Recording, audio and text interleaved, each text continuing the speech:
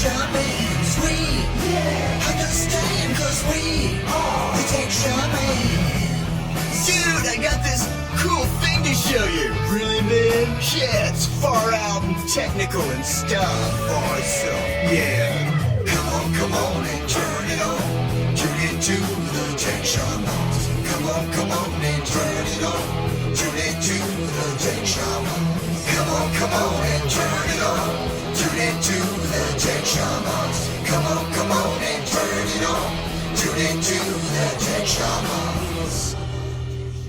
Cool.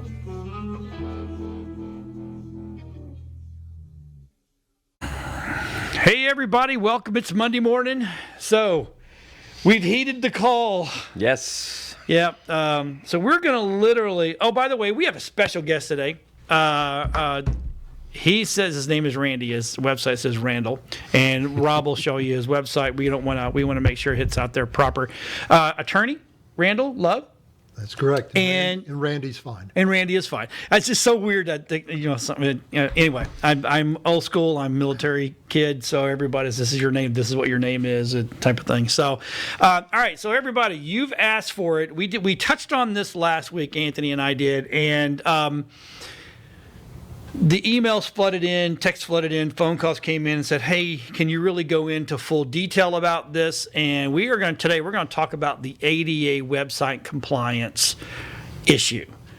And lawsuits. And lawsuits. That part of the issue. And that's why we brought Attorney Randy in, because he has actually represented companies that have had this come against them.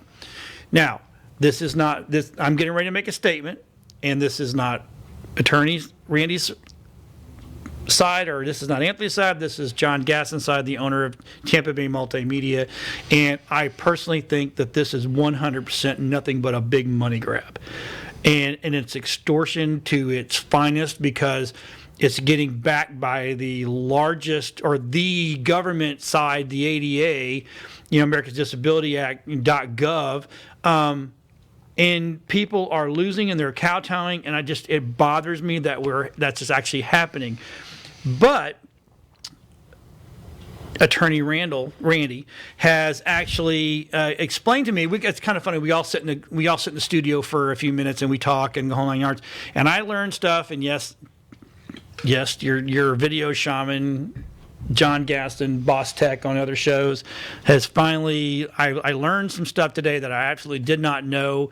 So I'm literally going to just kind of push it over to Attorney Randy and let him explain top to bottom, kind of. Yeah. And then we're going to look at some sites. The first thing I want to know is can you tell me a little bit about yourself and your practice? Well, I'm sorry. And what it is you do. Well, yes. Okay, so that's a good idea. Thank you, John. Yeah. So I'm trying. I'm so interested in getting in the meat of this thing. Yeah, that's what you get for starting the conversation before the show starts. Yeah, I know. You're already on minute 18. So let's talk to Attorney Randy, and let's just tell us about yourself. All right. First of all, thank you for having me here today. And this is a new experience for me as well. Oh, okay. My office is in Bannett Point, or Hudson, Florida, and I represent only business owners. I represent business owners in employment law claims, in ADA claims. Probably 50% of my clients are in the construction trade, so I represent contractors in defective construction cases and construction lien foreclosures. Typically, I am representing, a good portion of my practice is representing business owners who are being sued by their employees, or who are being sued by what are called testers in these ADA types of cases.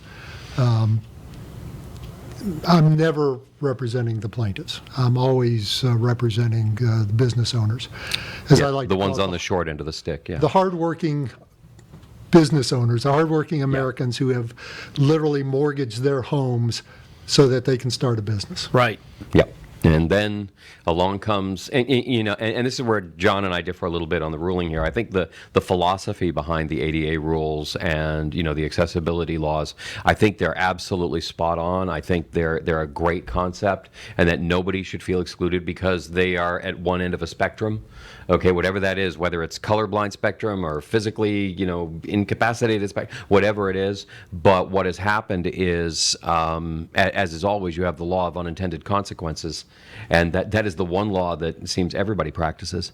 And unfortunately, well, okay, so hold on. So we're on the same page there. I'm not saying don't make your website ADA compliant. No. I know that. What I've asked for, and I've literally reached out to ada.gov, and I've asked, is there a standard operating procedure for websites? And literally got the response back, no. Right. That's my problem. And that's and that's what I'm getting at is they've created this gray area, and you would think, Randy, that having a no monetary gain for the plaintiff would be disincentive enough that nobody would bother filing frivolous suits. But when they added in that the lawyers could get paid, that's There is a public policy here, first of all, and there's also a cost savings. The ADA and many other employment laws, Title VII and what have you, the idea is that rather than hire an army of government investigators, we're going to give a financial incentive to plaintiffs' attorneys to go out and enforce the ADA. The ADA has three components to it. The first section, the first area covers employment law. ADA makes it unlawful to discriminate against an employee or an applicant with regards to the terms and conditions of employment based on a disability or because they have been perceived as having a disability. The second section deals with the government, and the third section deals with places of public accommodation. Now, the ADA was signed by President George Bush back in 1990, and the landscape has changed since then. Initially, the real concern was having wheelchair accessible bathrooms in hotels and in restaurants and places, brick and mortar places of accommodation. But the law has, the world has changed, and now we have websites that are being used to provide information to potential consumers. And the question becomes whether or not those websites are places of public accommodation. Right. And the answer depends on what part of the nation you're in, what state you're in, and quite frankly, what part of the state of Florida you're in. Because as you indicated, there is no definitive government pronouncements here. And so you have courts in different parts of the country, each interpreting the ADA, and in some cases interpreting it very differently. Florida is in the 11th Circuit Court of Appeals, Georgia, Alabama, and Florida. We have somewhat of a middle-of-the-road interpretation of the ADA. A website is not itself a place of accommodation, and you have to be a place of accommodation in order to be covered under the ADA. Okay. If I'm backing up to... You're good. Okay. Yeah. Keep talking. Florida is then divided into three districts. The Southern District, which is much friendlier to plaintiffs, and then the Middle District and the Northern District. We're in the Middle District. Can we clarify that for a second? It's friendlier to the attorneys, because the plaintiffs don't actually get anything out of this per se. So it's actually friendlier to the attorneys. That's correct. Filing the suits, not the ones defending it. An individual plaintiff under the ADA in a accommodation lawsuit is not able to get money damages. The remedy is injunctive relief, essentially a court order that says make your website ADA compliant. Make your hotel accessible, make your store, doors wide enough for a wheelchair. Correctly. Yeah. Or make your website compliant if it Or your needs to be. website, yeah. And attorney's fees. And Yeah. so what you have, particularly out of Miami and Fort Lauderdale, the Southern District, which is much friendlier to the plaintiff's attorneys, if you will, is you have testers. And testers are people who sit at a computer and jump around to different websites and test to see if it is ADA compliant. And if it's not, then you're likely to get a demand letter from one of the big plaintiffs' law firms, or perhaps a specialty law firm. There are firms that specialize in ADA accommodation cases. So, and then the question is, these testers, who are not actually potential customers for these businesses, they are, for all intents and purposes, illegal search and seizure practically. Okay, going out there scanning, tearing up people's property, looking for problems rather than acting on a complaint that is legit, acting on a real issue that has come up. They are, what is the word when you're digging for dirt on somebody? Prospecting?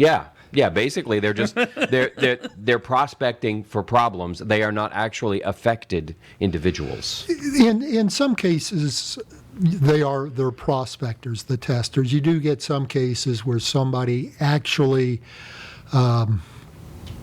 has an intention to use the brick and mortar facility. In Florida, a website is not a place of accommodation, and so for a website to be covered under the ADA, there must be some nexus between the website and the actual brick and mortar, the place of accommodation. If your website, at least in Florida, your business exists purely on the web, you don't have a brick and mortar building, there's no... Even though you're selling products. Even though you're selling products, if you are not a place of... If there isn't a brick and mortar place of accommodation, then you're not governed under the ADA. Now, that's different in other parts of the nation, and the law is fluid. At some point, the U.S. Supreme Court may come down and change that. And I will say this, as a matter of good business, it makes sense you want as many customers as possible. Right. But the test, for example, here in the Tampa Bay area in the Middle District, the courts will apply a test since there isn't any real bright line governance from the executive or administrative, the executive or the legislative branches, it's a judicial test. And in Florida, what they will look at is typically the following factors. The plaintiff, what is the distance between the plaintiff and the brick and mortar business? Has the plaintiff ever gone to the brick and mortar business?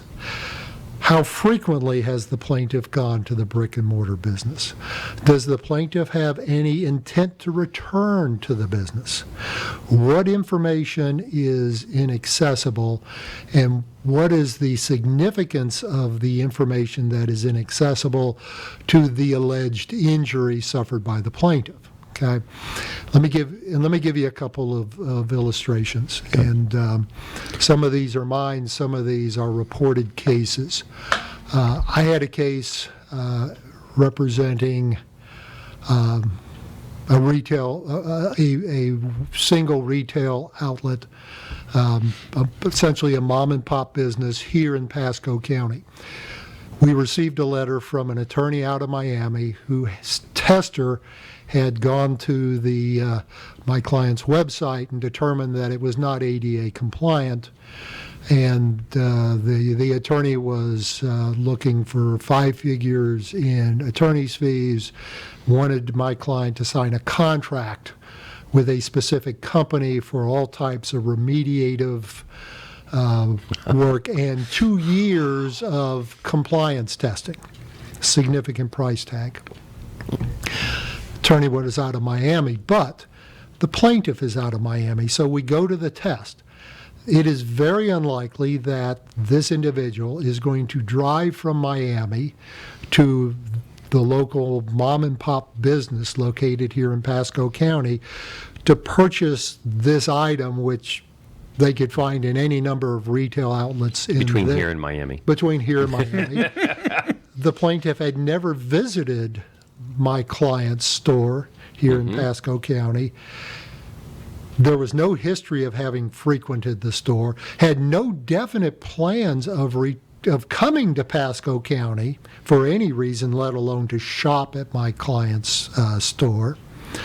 The information that was available wasn't, and you don't really get to that test until you get past the other tests. Which they failed on every count Which so they far. had failed on every right, count. But if we made it all the way to this But part. if you made to it, the information that was there was the location of the store hours, history of the store, things that really weren't material to somebody who was going to go into the They didn't provide a material benefit to the potential customer that they would not obtain somewhere else, either by going to the store, calling the store. There was nothing special about the website that gave them any kind of. So while we're on that exact topic, if you had something that said, mention this code and get 10% off when you shop in our store, that would then be a material benefit that you would get from the website that you could take into the brick and mortar. That's correct. The areas where you start to run into trouble is with coupons that you're going to take into the store to use. If you can order for in-store pickup, okay, if there is a brick and mortar location and you have that shopping cart, that can be a problem. Okay, if there is detailed technical information about the product.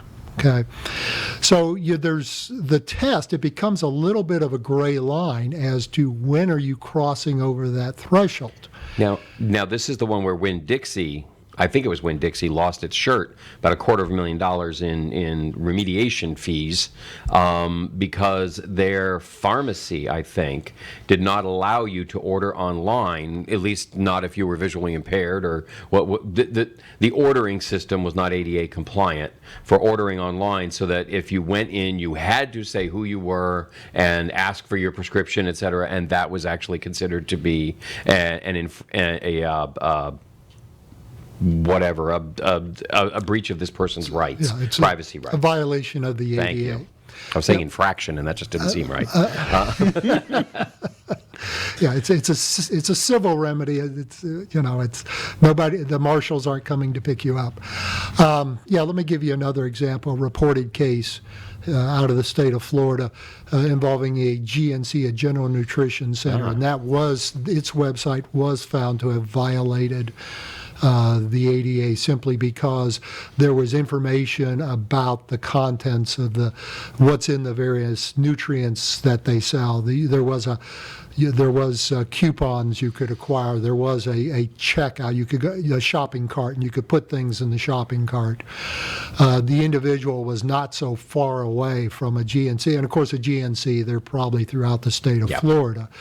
And so you're probably going to get tagged in the Southern District of Florida, which is going to be more favorable to the shopper, to the plaintiff, than to the business owner. Wow. So in these cases where you've got this kind of focus on the delineation, really, it's not that you can't use a shopping cart that they can pick up in the store, okay, within store pickup. It's not that you can't use a coupon, but you've got to make sure that everything about that process is ADA compliant. That's the safest bet, very clearly. Yeah. And of course, then you run it back into the problem John was bringing up, which is, how do you know which benchmark scanner they're going to use to determine whether your coupon is actually ADA compliant? And that's a real problem, because there aren't real standards that apply here. I will tell you this, and I'm not you can tell by the gray in my beard, I'm not a techie, okay? There was a time when I worked on computers and they had vacuum tubes and we're on raised floor with air conditioning underneath them. That was right after they invented dirt, if I'm correct. Hey, that's when I started playing with them too.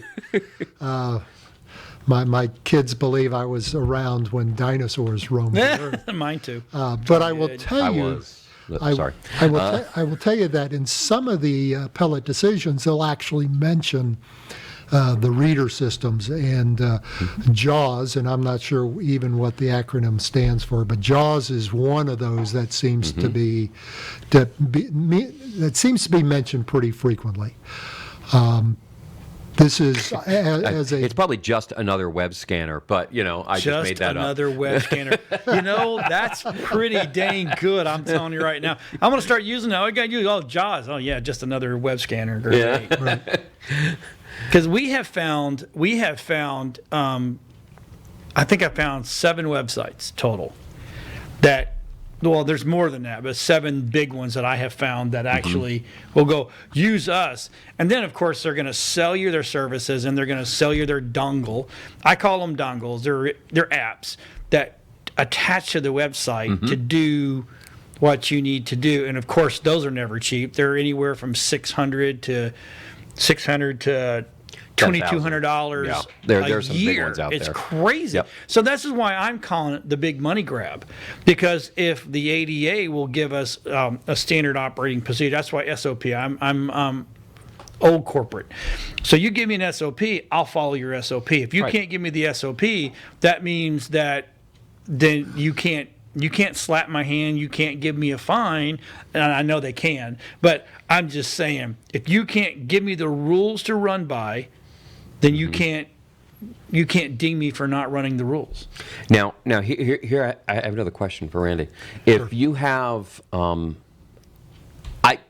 done a lot of work with compliance in the background, okay, or in my background, corporate compliance, financial compliance, all those issues. And what I'm wondering is, in many cases, if you could show best efforts, okay, that you were trying to do these things, that would pretty much negate anything that you might have missed on a fine-tuning scan. So, for example, if you've got a website that may show up as having, 3 hard errors and, 27, check, questions, but you've put one of these, little apps in the corner that people can adjust your site for themselves. They can change the contrast settings. They can change the text size. They can change the reader view. They can change all these things. These are great pieces. I love these things because of what they can do for you. And you've probably seen these before, but this is fantastic. It has a built-in reader as well. And so, being able to see those things, would that weigh in? Well, it would probably only weigh if you went to trial. It doesn't matter in the demand and attempt to settle in advance, like so many of these are trying to do. Well, typically, you really do want to settle these cases if you get the letters. Don't do it without talking to an attorney, because you're going to be able to settle for a lot less than is being demanded of you. And if you are compliant with some of the readers, or there is some effort there, then the likelihood of success for the plaintiff's attorney is significantly lower. All right. There are obviously some individuals who have real gripes under the ADA about a website who is inaccessible. My mother-in-law is blind and uses a reader, so I'm not insensitive to people who are in her condition's plight. But for many of the attorneys and the attorneys who are using testers, it really is a means of generating attorney's fees. The risk of litigation is not to the plaintiff. The risk of litigation is to the plaintiff's attorney. So during a pre-suit settlement negotiation, if you can show that that it is more likely than not that you as the business owner are going to prevail, the attorney, if they do decide to file a suit, is risking a lot of time and money in bringing that lawsuit. And if the plaintiff's attorney gets goose-egged too often, the plaintiff's attorney ceases to be in business. So they are very keenly attuned to the likelihood of success. I mentioned the example of one of my clients here in Pasco County, the letter from the Miami attorney. I sent a letter back going through all the factors, citing the relevant case law. They had this huge demand. They wanted this 2-year program where the attorney, incidentally, was going to be involved. And At we $500 an hour. at least, which, by the way, is not my rate. My rate is significantly less than that. I'll remember that. And they basically went away for peanuts. With that, my client did not sign any kind of formal agreements. We agreed to have his existing website provider do what was necessary to make the site ADA compliant. And so the price tag for my client was significantly lower than what had been demanded. Did they end up paying for the other person's attorney to send them a letter? We paid a very small amount to the other attorney. The likelihood is that the plaintiff's attorney, you're going to pay them maybe peanuts, but you're probably going to have to pay them some small amount to get them to go. Well, you're saying a small amount. I mean, for some people, $1,000 is a pretty big amount. And so what are you talking about? And of course, it's going to range, because it's going to be based on what each attorney's office is willing to settle for the time they've invested in exposing your heinous crime of having blues and greens mixed up on your website so that colorblind people can't read it. Right. There's a couple of factors that go in. If first of all, if you're too small, they really don't want you as a defendant. Okay. If you simply would shut the site down, close your doors, or shut the site down, then you're of no use to them. They're targeting businesses that can at least pay a minimum price tag. Okay, they're probably going to check your business out a little bit to try and get a feel for can they hold you for ransom. Are you worth kidnapping? Exactly. Well, that is is your kid worth kidnapping at this point, or are you going to end up with who was it, Rockefeller, who said not keep him? No, I'm good. You can have him. Yeah, exactly. He said no. If I give into this, I think it was Rockefeller. He said if I give into this, then it'll happen all the time to all my family. So no, go ahead, kill him. Well, do about his grandson. That is a very good analogy. I always think Anthony. of Mark Twain's what was it, The Ransom of Red Chief, about that same thing. Okay. You keep them. You've got to be able to pay the price tag. And what seems to happen is, plaintiffs' attorneys will start with the larger businesses, and then they will move down down in size. The bigger businesses figure it out pretty quickly. Frequently, it's little mom and pop businesses that have never heard of the ADA, and they've hired some local website designer who may or may not have heard about their the nephew. ADA. In many nephew cases, is usually the one who gets the job. Many cases, It's Uncle Bob's cousin's brother's best friend who lives in Grandma's basement. exactly. And charged them $100. Exactly, and they got $100 worth. You bring up another topic that I want to hit on, and that is this is for B2C customers, okay, business to consumers. How about business to business? Does a B2B website need to be ADA compliant? Well, you have to be a place of accommodation. Okay. Public accommodation. Public accommodation. Okay. So if you are a manufacturer and Right. you are selling to somebody who takes your part and assembles it into some other part, Right. you're probably not a place of So accommodation. Lockheed Martin, once you get away from the employer aspect, okay, nobody goes to Lockheed Martin, to go shopping. They don't have coupons that's correct. online, okay, They and don't? so I wanted a jet. Oh, you man. fell for that, huh? You I bought wanted. that I coupon was book. getting a jet. I'm gonna go back to Facebook and complain now. Yeah. Damn You wouldn't be the first. The the Saudis are awfully ticked at the moment. You mean it comes without the but B2B is, now what about doctors' offices? They have to be really careful on these things, you would think. They may well be a place of public accommodation, yes. And all of the ADA including the first section dealing with employees. Right. I see a lot of doctors, accountants, folks that were never intended to be covered by the ADA because of the changes in technology. Yep. Are being impacted by the ADA. For example, in employment law, I see a lot of wage and hour claims being brought against doctors' offices. For example, the receptionist who sits and eats her lunch while answering the phone. Okay, it's a wage and hour violation. Well, back when these laws were passed, nobody envisioned that doctors and accountants and were going to be covered. We were concerned in terms of public accommodations. We were concerned about hotels and motels and restaurants and bars, retail establishment. The big department stores. These are who these laws were originally written to cover. But technology has changed, the world has changed, the case law changes.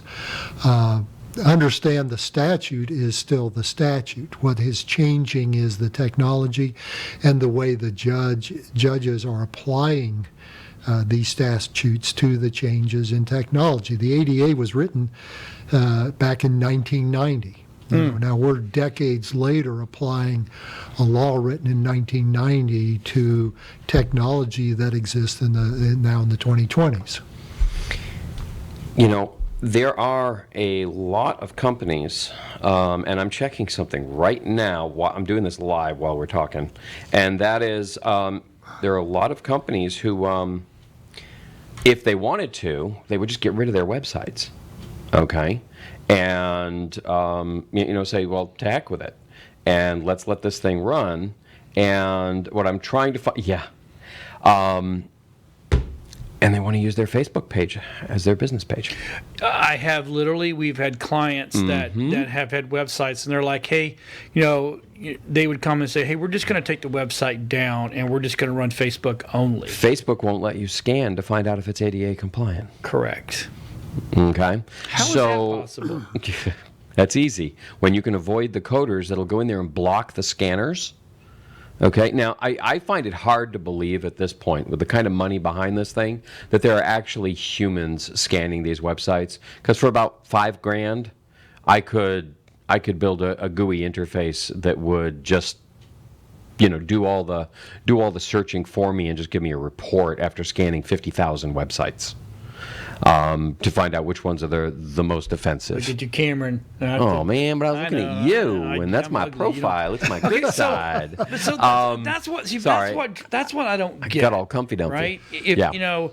Okay, so I've not heard of anybody going after Best Buy, and we checked Best Buy, and it's horrible. Yeah. It's one of the worst sites you'll ever get a hold. We checked the IRS website. This is what I want to get into. I mean, looking horrible. at all this stuff, the DOJ website, they are the enforcers behind the ADA. They had hard errors on their website last week. They're gone this week. Okay, but the IRS, and if you think there's a website that doesn't have to be accessible by every American across every single line of ability, okay, would be the IRS. The IRS has 30 hard errors on its homepage alone, okay, which means in that website there are literally thousands of ADA non-compliant errors in the IRS website. And for me, that to me is just like the low-hanging fruit of filing a lawsuit. Well, the problem is the part of the ADA we're talking about that surprisingly doesn't apply to government agencies. So what about the first one? So Well, part one, government agencies have to comply. The first part deals with the employer-employment relationship. Again, when we're talking about private employers, Right. there is a section that deals with Section 2, yeah. with the government. I'm not a government lawyer. I don't pretend to be. You don't play one on TV. I don't play one on TV, so I don't follow those cases. I've never had one of those cases. My concern is representing business owners and trying to keep business owners out of trouble, and allowing business owners to keep as much of the money that they make as possible. So, bringing it around to some of the stuff, I mean, we put together a quick website, that is 100% ADA compliant. Oh, sorry. And yes, That's what it looks like when it's pretty. No, this is it right here. Okay, this is what the website looks like. This is what you'll see. Everything's black and white. Everything, I mean, yes, we have a couple splashes of color. Every single photograph on there has alt text. Okay, so that a reader can tell you what the picture looks like. Some of them are funny, but I know because I got to write them myself. But this is an example of what would be an ADA compliant page. Often you can't put a menu on them. How do you navigate the site without a menu? The problem is the menus themselves, what you're not seeing is every website has 3 iterations now. There is a regular, desktop, there's a tablet, and there's a mobile phone. All different sites. And each one of those has a different configuration for its menu. Every menu can have its own errors within it because the menu text code is not delineated properly as a level or some other unbelievable amounts of BS so your best bet is to build your website without a menu. Oh my God, how do you do that? Sometimes, if you're on WordPress, you're doing any of these pre-built things, they will have a pre-built themes that you put in. And you may get all the way in there, get the whole thing built, run the scanner on it, and realize there's parts of the theme itself hard-coded right into it that you can't fix. You can't touch. And they're not compliant. Right. One thing I would point out is the fifth element that a judge will look at, and that is because they recognize some portions of your website may be inaccessible. What is the importance of the information that is inaccessible? Okay. If it's your store hours, probably not a problem. Okay. If it is detailed information about the side effects of taking the medication that they're selling, probably a little more important. Right. So it's but if it's the menu at the top, okay. I mean, look at here we are at the BOIA website. Okay, they've got a menu across the top. Demand letters and industry audit products. All those things are very important. I would love to counter run a scan on this website because in some form, some of those elements in that menu may be non-compliant. Right. And so these are the things where I think our business owners actually want to know 2 things. How much of a risk am I at based on my particular business? You've done a great job assessing the kinds of businesses and the kinds of things you do on your website that may actually cause a problem. That's been fantastic. But then what can I do to defensively maneuver my business so that when they are doing their risk assessment of whether it's worth sending a letter to you, a demand letter, how do I raise that wall so that they go, that castle's not worth attacking? Right. Well, the first thing, I've never seen a case where it's the menu that has been the issue in the case. Okay. Not saying it, at least here in Florida.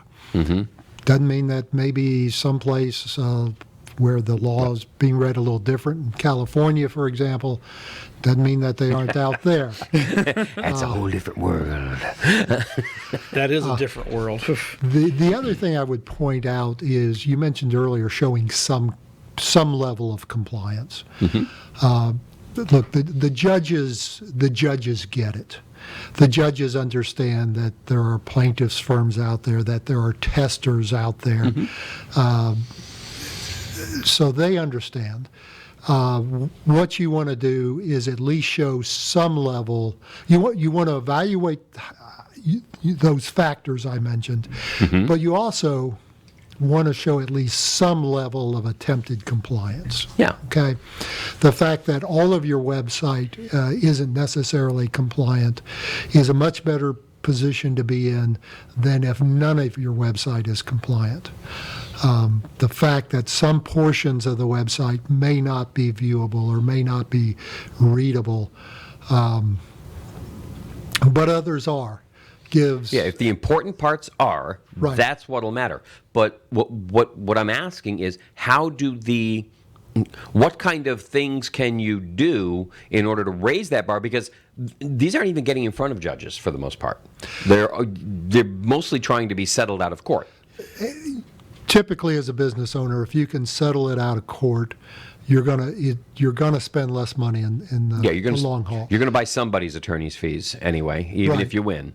And it's a lot less expensive to have me negotiate a resolution than fight it. And believe me, I'm a trial attorney. I love being in court. I'm more than happy to fight these. I have kids I have to put through college, so please, yes, let me go fight them. But my advice to most employers are, let's see if we can get it resolved at a number you can live with before we draw a line in the sand and Right. go to war. But if prevention is the best thing here. Spend some money, talk to your website designer, make sure that you're doing as much as you economically can afford to be as compliant as you can be, knowing that there are no bright lines. There's no official government edict. This is no SOP, as you would Yeah. say. And in part, there are some guidelines by some, not governmental agencies, but by some working bodies that are out there. In part, I don't think the guidelines are there because they know the technology is moving a lot faster than government administrative agencies are. Right. And I think they're afraid if they tied websites down to one particular format or reader or some particular technology, that they would curb the growth of technology. But this itself is curbing the growth of technology because people are like, oh, crap, just forget it. I'm not going to get involved. I need to have, I need to budget $100,000 for a website to make sure I don't get sued. And for a lot of people, I got $2-3 grand. I need my website Right. built. And that's fine. We can help them. But what we don't want to do is put them in harm's way. So we want to find the best methods possible to protect them. So do you go ahead, think Joe. you think it's going to take? Let me run a scenario. They're going to finally go up against that one person that's going to hire you and go, okay, you know what, Randy? Take it to the mat. I want to fight this. Right. And I want to take it as far as the Supreme Court. So if I lose, that's fine, because then I want to go get the. It's going to take that one pocket to go finally where they. And you're right. It's like, if you told me 10, 15 years ago that I was going to have a phone that did what my iPhone did today, back then, I'd be like, maybe later down the road, way down the road, but it wouldn't be.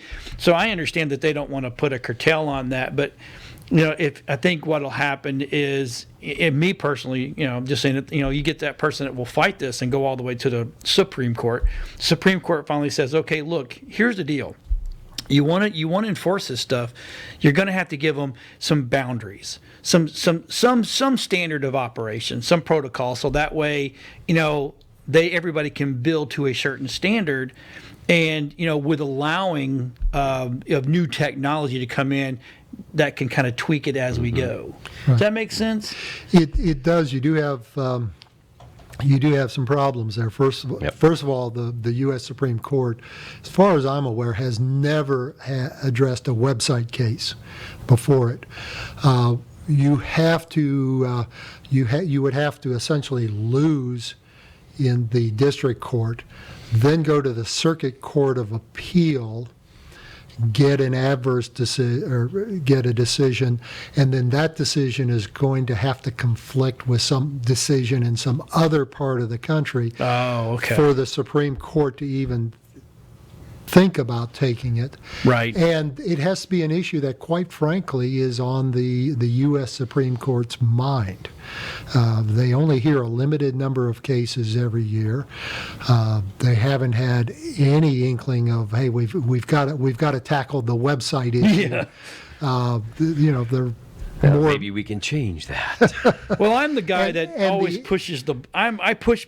They won't let me back in the box, and I don't know why. But I guess now you know why I'm not in the box, because I think We have no out room there. in the box. and understanding that if you spent the enormous sum of money it would take to get you there, Right. at the end of the day, you get a ruling that says you were right, Yeah. and that's all you have. It's all you get. But it You're not establishes getting your case money law back. for everybody else. Right. Yeah. It is case law until the next time the U.S. Supreme Court rules. Got it. Okay. Yeah. So you know what? We got about 11 minutes left. Okay. I'm going to talk. What all do you do in your practice? Because let me before I get going. So we had all this call up, and then everybody's like, "Yeah, I want to hear more about this." And it's actually he's opened my eyes up today of like, okay, a lot more makes sense now. Mm-hmm. It really does. So I started calling around to all my attorney friends, because I got lots of them, unfortunately. Not unfortunately. Fortunately, I know a ton of attorneys, and I'm like, I need somebody that knows the ADA world. And finally, we had Deborah Diaz on one of our shows last week, and I said, Deborah, do you do? She goes, nope, but you need to call Randy. And I'm like, we've met once or twice, but never really had that conversation. Okay, so I called him up, and I know he had to move some stuff around to be here, and we're very grateful that you did that. So very much so. Let's Thank talk you. about what all you do in your practice. All right. Well, getting to another part of the ADA, as well as Title VII. One part of the ADA deals with employment. If you're a covered employer, you can't discriminate against an employee because of a disability or because you perceive them as having a disability. I handle those cases only representing employers. I handle cases under Title VII, which are your race, religion, gender, national origin. Age is a separate statute, but it works essentially the same way. And there are corresponding Florida laws that also cover these same subject matters. Again, only representing the employers. And a large part of the practice these days, and a real hot button, because a lot of the big plaintiffs' personal injury firms have jumped into this area, and I'm not going to name any of them, but in terms of wage and hour under the Fair Labor Standards Act. And they have done that for a couple of reasons. First of all, it is an onerous standard, an onerous act for employers. Employers bear the burden of keeping the accurate time records, and in a changing technology, for a lot of employers, that's very, very difficult. Now, sometimes some employers just don't know what the rules are. But a typical example would be you're in the construction industry and you're sending a technician, for example, an air conditioning technician out into the field. How do you track when he goes to lunch and when he comes back from lunch and starts working again? I mean, that's a real problem for these kinds of employers.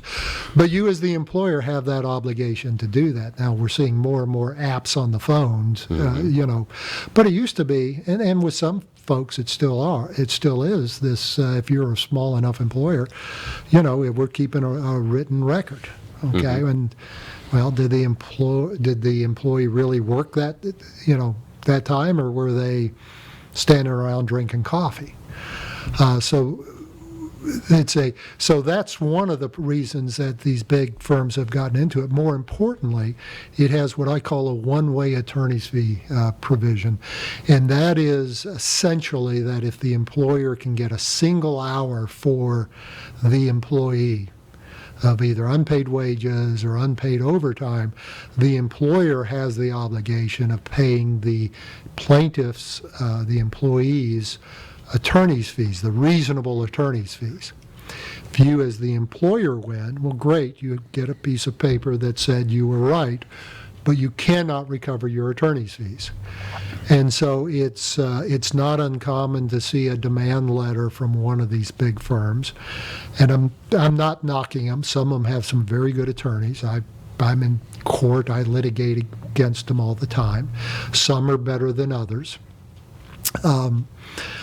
So you'll get the biggest firm, for example, you'll get a letter wanting $1,500 for unpaid wages for the employee and $10,000 in attorney's fees. And again, we negotiate, I'll respond. But that's the difference between an $8 an hour employee and an $800 an hour attorney. Well, that is true. And again, my rates are lower than that. Yeah. That's awesome. But you're right, and the way I press them is I'll take a look at the records. I'll assess the vulnerability, the risk that the client has, and then we'll respond. And one of the things I'll press them on is you think you're entitled to this very large sum of attorney's fees. Well, show me your time records. Okay. Mm-hmm. Oh yeah. Show me what you've done to earn that fee. Some of the big firms, the largest firm, for example, has been taken to task by some of the federal judges here in the Middle District over their attorney's fees and over their practices, and as a result, they had to change the way they operate. They used to just file the lawsuits and start the clock. Now they send the letter, and so do most of the other plaintiffs' attorneys, and they'll request the time records and want to negotiate, because although the judge has to award reasonable attorney's fees, the judge, and has to award some fees, the judge can find that the fees are unreasonable given either the hourly rate, the amount of work that was done, or even what was done pre-suit to try and resolve the matter before filing suit. See, and this is where I've seen things where I was involved in a case where the attorney had put in 5 hours for research. And I'm like, okay, if you're doing this for 40 clients, what are you researching on mine that took you 5 hours, or are you billing everybody for the same 5 hours of work times 40 people? Okay, which I think is more along the lines of what they're doing, because most of the stuff, there's no research being done at all. Maybe an hour, and they got a clerk doing it. But the research thing that they often put on those is probably one of those areas where there's the most graft, scam, for lack of a better word. I know you have a better word for it, and I'll let you use it, but that's my word. Well, let me say this. There are some plaintiffs' attorneys, and I'm not going to name. There's one locally who I've had on the other side of a number of cases. Very conscientious, very good plaintiff's attorney. You don't see him filing frivolous lawsuits. If he's on the other side of the case, I need to look doubly close, because where there's smoke, there's fire. It's a small group of attorneys. There's another very large firm that is churning these out like a mill. Yeah. Okay. Soup mills. Very different quality of case that's being brought, very different kind of attorney that I'm going to be dealing with. Not to say that all the attorneys at the bigger firm are not good attorneys, but when I press them on their time records, that number, that price tag, what they want in fees starts coming down.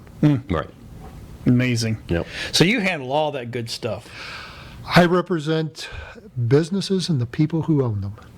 I do handle contract disputes, commercial litigation, So construction disputes. if you have an employee come in who's got a wage issue. I know one right now that's really bad. This is someone you would refer to perhaps, this other attorney that you were talking about. You probably wouldn't take that case, or? I would not take it. I Right. only represent the employers. Got it. There are, Even if it's a slam dunk. even if Yeah. it's a slam dunk.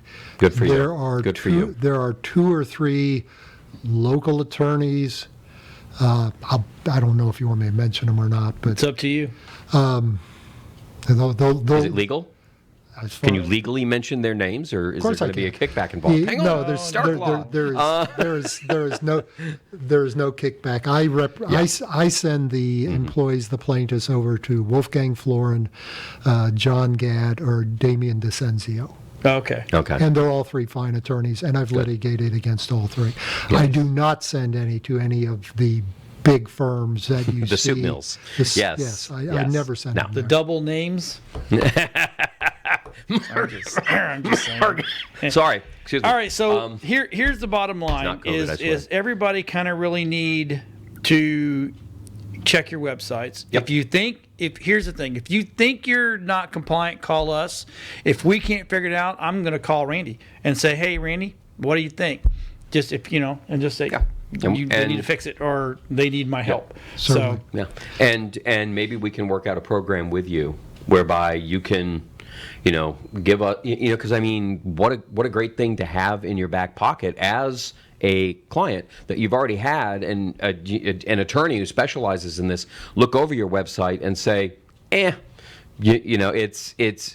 You are compliant up to the certain point of da-da-da-da, and you got to sign off on that. And maybe that's something we can put together as a program here for our clients, who want to have that. I don't know if you'd be interested in that. I'm just spitballing ideas right now. Didn't know if you were. I didn't even know you were here. And while we went over your, we pour over everybody's information before we. Right. I called him and he said yes before I even really delved deep into his website. Yeah.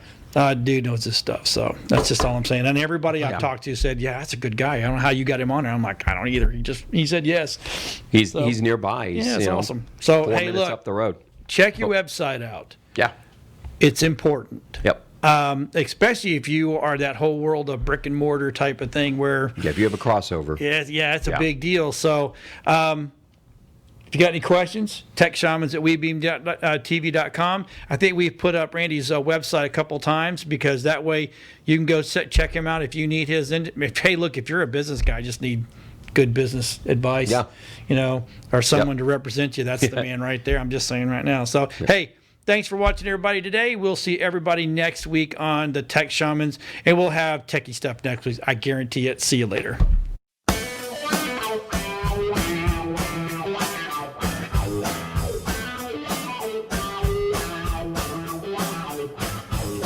We got the plans 'cause we are the Tech Shamans. We understand 'cause we are the Tech Shamans. Dude, I got this cool thing to show you. Really, man? Yeah, it's far out and technical and stuff. Awesome. Yeah. Come on and turn it on. Tune into the Tech Shamans. Come on and turn it on. Tune into the Tech Shamans. Come on and turn it on. Tune into the Tech Shamans. Come on and turn it on. Tune into the Tech Shamans. Cool.